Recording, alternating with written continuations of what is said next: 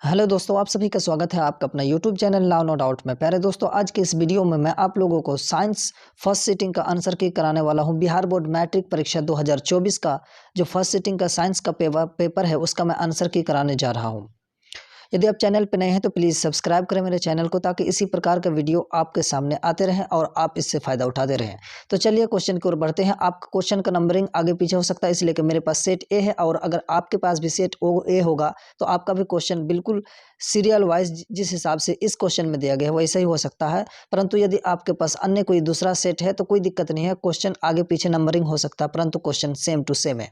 तो चलिए समय को व्यर्थ ना करते हो, क्वेश्चन की ओर बढ़ते हैं। और बिल्कुल 100% मैं दावे के साथ कहता हूं कि क्वेश्चन बिल्कुल मैं कराने वाला हूं, जो बिल्कुल सही जवाब के साथ मैं क्वेश्चन कराने जा रहा हूं। तो चलिए आप लोग मिला लेंगे। पहला क्वेश्चन है, निकट दृष्टि दोष को निम्नलिखित में से किस लेंस के द्वारा हटाया जाता है? तो इसका ऑप्शन नंबर सी हो जाएगा। अवतल जो अवतल लेंस होता है उसके द्वारा हटाया जाता है। तो option number C is a correct answer. अगला क्वेश्चन की ओर बढ़ते हैं कि नेत्र में प्रवेश करने वाली जो प्रकाश किरणों का अधिकांश अपवर्तन होता है। तो option number C is a correct answer, दृष्टि पटल के बाहरी पृष्ठ पर। अगला क्वेश्चन है आपके सामने, निम्नलिखित में कौन लेंस की क्षमता का मात्रक है? तो option number A is the correct answer, dioptre. अगला क्वेश्चन की ओर बढ़ते हैं, मानव नेत्र में किस प्रकार का लेंस पाया जाता है? तो उत्तल लेंस, जो कि option number A is the correct answer. अगला क्वेश्चन की ओर बढ़ते हैं, हजामत के लिए किस दर्पण का उपयोग किया जाता है? तो अवतल lens, option number A is the correct answer. अगला क्वेश्चन की ओर बढ़ते हैं, नेक्स्ट क्वेश्चन है, किसी वस्तु का अवतल दर्पण द्वारा बना प्रतिबिंब आभासी, सीधा तथा वस्तु से बड़ा पाया गया तो वस्तु की स्थिति कहाँ होनी चाहिए? तो option number D is the correct answer, दर्पण के ध्रुव तथा मुख्य फोकस के बीच। अगला क्वेश्चन की ओर बढ़ते हैं, प्रकाश की किरण मोड़ने की क्षमता को कहते हैं, लेंस की क्षमता कहते हैं, जो कि option number A is the correct answer. अगला क्वेश्चन की ओर बढ़ते हैं, अवतल लेंस द्वारा प्राप्त प्रतिबिंब होता है तो वो छोटा, सीधा, आभासी सभी होते हैं, इसलिए option number D is the correct answer. अगला क्वेश्चन की ओर बढ़ते हैं, फोकस दूरी 20 सेंटीमीटर के अवतल दर्पण की वक्रता त्रिज्या पूछा है, जो कि 40 सेंटीमीटर हो जाएगा, इसलिए कि F = R/2 होता है, तो क्रॉस मल्टीप्लाई करेंगे तो 20 दूना 40 हो जाएगा। अगला क्वेश्चन की ओर बढ़ते हैं, कांच की एक समांतर पट्टिका पर श्वेत किरण तिरछी आपतित होती है तो निम्नांकित में कौन प्रथम अपवर्तन के साथ घटित होगा? तो वे विचलन, पूर्ण परावर्तन, वर्ण विक्षेपण, ये सभी होंगे, इसलिए ऑप्शन नंबर डी सही जवाब हो जाएगा। अगला क्वेश्चन की ओर बढ़ते हैं, घरेलू विद्युत परिपथ में उदासीन तार का रंग होता है, यानी जिसमें ना प्लस होता ना माइनस होता, तो ऑप्शन नंबर सी से करेक्ट आंसर, काला। अगला क्वेश्चन की ओर बढ़ते हैं, किस युक्ति में विभक्त वलय दिक् परिवर्तक का कार्य करता है? तो विद्युत मोटर, जो option number A is correct answer. अगला क्वेश्चन की ओर बढ़ते हैं, सौर ऊर्जा को सीधे विद्युत में बदलने वाली युक्ति को कहते हैं? सौर सेल कहेंगे, option number C is correct answer. अगला क्वेश्चन है, एक विद्युत बल्ब के तंतु का प्रतिरोध 1200 ओम है, यह बल्ब 220 वोल्ट के विद्युत स्रोत से कितनी विद्युत धारा लेगा? तो आप इसको डिवाइड कर देंगे, अगर 220 को 1200 से, तो आपके सामने आ जाएगा ऑप्शन नंबर डी 0.18 एम्पियर। अगला क्वेश्चन की ओर बढ़ते हैं। अगला क्वेश्चन है, एक सेल का विद्युत वाहक बल 1.5 वोल्ट है और 1 कूलम आवेश गुजारने पर कार्य होगा 1.5 जूल हो जाएगा, जो कि ऑप्शन नंबर सी है करेक्ट आंसर। अगला क्वेश्चन की ओर बढ़ते हैं, इंद्रधनुष रंगीन क्यों होता है? तो जलकण द्वारा श्वेत प्रकाश के वर्ण विक्षेपण के कारण, जो कि ऑप्शन नंबर ए है करेक्ट आंसर। अगला क्वेश्चन की ओर बढ़ते हैं, प्रतिरोध को एक संयोजन में से एक प्रतिरोधक हटा लेने पर कुल प्रतिरोध बढ़ जाता है, तो यह संयोजित था समांतर में, ठीक है, ऑप्शन नंबर ए है करेक्ट आंसर। अगला क्वेश्चन की ओर बढ़ते हैं, एक कमरे में 60 वाट 200 वोल्ट एवं 400 वाट और 200 वोल्ट के दो उपकरण 100 वोल्ट आपूर्ति जुड़े हैं, कुल उपभोक्ति शक्ति पूछ रहा है आपसे, जो क्वेश्चन नंबर ए का करेक्ट आंसर 25 वाट हो जाएगा। आप निकालेंगे इसको न्यूमेरिकल सॉल्व करके। तो अगला क्वेश्चन की ओर बढ़ते हैं, निम्नांकित में कौन सा पद विद्युत परिपथ में विद्युत शक्ति को निरूपित करता है? तो ये सभी हो जाएगा, जो कि option number D is a correct answer. अगला क्वेश्चन की ओर बढ़ते हैं, उत्तल दर्पण में आवर्धन का महत्तम मान होता है, जो कि +2 आपको पता होगा, option number A is a correct answer.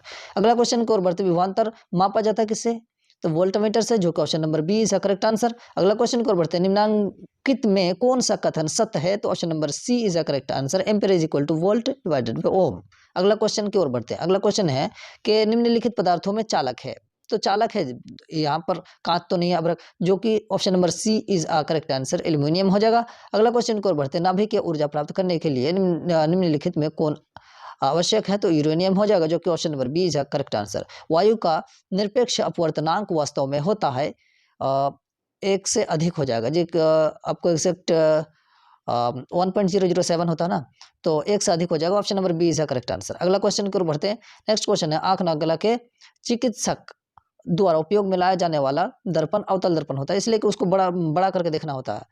अगला क्वेश्चन है कि वेल्डिंग में किस गैस का उपयोग होता है, तो इथाइन का इस्तेमाल होता है। Option number B is the correct answer. अगला क्वेश्चन, एल्किन का सामान्य सूत्र हो गया जो है पूछा जा रहा है आपसे, तो option number C is the correct answer, जो कि CnH2n हो जाएगा। अगला क्वेश्चन की ओर बढ़ते हैं। नेक्स्ट क्वेश्चन है कि निम्न में से कौन सा स्वच्छ ऊर्जा स्रोत है, तो कोयला, ये भी धुआं देती है लकड़ी, धुआं प्राकृतिक गैस हो जाएगा आपका। Option number C is the correct answer. अगला क्वेश्चन की ओर बढ़ते हैं। जो हमारे शरीर किस पीएच पारस के बीच कार्य करता है, तो 7 से 7.8 आपको पता होगा। Option number D is a correct answer. अगला क्वेश्चन की ओर बढ़ते हैं। ग्लूकोज का रासायनिक सूत्र निम्नलिखित में से कौन है, तो option number C is the correct answer, C6H12O6। अगला क्वेश्चन की ओर बढ़ते हैं। सोडियम की परमाणु संख्या, तो 11। Option number C is the correct answer. अगला आपके सामने जो है एलिमेंट्स का रिएक्शन करा के बताया गया है कि ये बताइए कि कौन सा भी क्रिया है जो कि जिंक कॉपर सल्फेट के साथ किया गया है। तो यहाँ पर देखिए कि ये स्थान बदल रहा है, जिंक सल्फेट के साथ प्लस कॉपर अलग, तो यहाँ पर विस्थापन अभिक्रिया हो जाएगा, जो कि आपका option number B is the correct answer. अगला क्वेश्चन की ओर बढ़ते हैं। आधुनिक आवर्त सारणी में दाएं से बाएं ओर जाने पर परमाणु का आकार, तो ये घट जाता है, जो कि option number B is the correct answer. अगला क्वेश्चन की ओर बढ़ते हैं। जब मैग्नीशियम फीता को जलाया जाता है तो उत्पन्न आग की लौ जो होती है वो चमकीला होता है, जो कि option number C is the correct answer.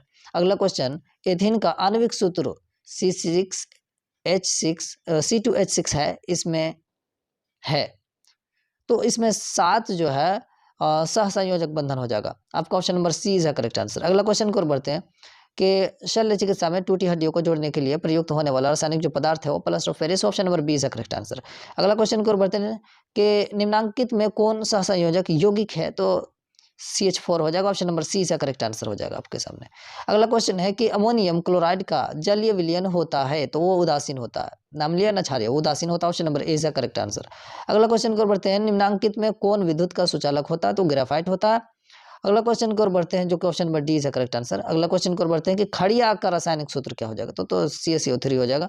Option number C is the correct answer. अगला क्वेश्चन है निम्नांकित में कौन सी धातु सर्वाधिक तन्य होती है, तो सोना सबसे ज्यादा तन्य होता, खींचा जा सकता लंबा दूरी तक, तो ऑप्शन नंबर ए इसका करेक्ट आंसर हो जाएगा। अगला क्वेश्चन को बढ़ते हैं कि पेंटेन जिसका अनुसूत्र C5H12 है कि कितने संरचनात्मक समावयवी संभव है, तो आप C5 चारों तरफ बॉन्ड बना के देख लेंगे हाइड्रोजन का, तो आपको 3 मिल जाएगा इसका, तो ऑप्शन नंबर बी है करेक्ट आंसर। अगला क्वेश्चन कर बढ़ते हैं कि अभिक्रियाशील समूह को कहते हैं, तो इसमें कार्बोनिल समूह हो जाएगा, जो कि option number D is correct answer. अगला क्वेश्चन कर बढ़ते हैं कि पूछा गया कि कोई धातु ऑक्सीजन के साथ अभिक्रिया कर उच्च गलनांक वाला यौगिक बनाता है, यह यौगिक जल में विलय है, जल में घुल जाता, मतलब वह तत्व निम्नांकित तत्वों में कौन हो सकता है, तो वो कैल्शियम है, जो कि option number C is a correct answer.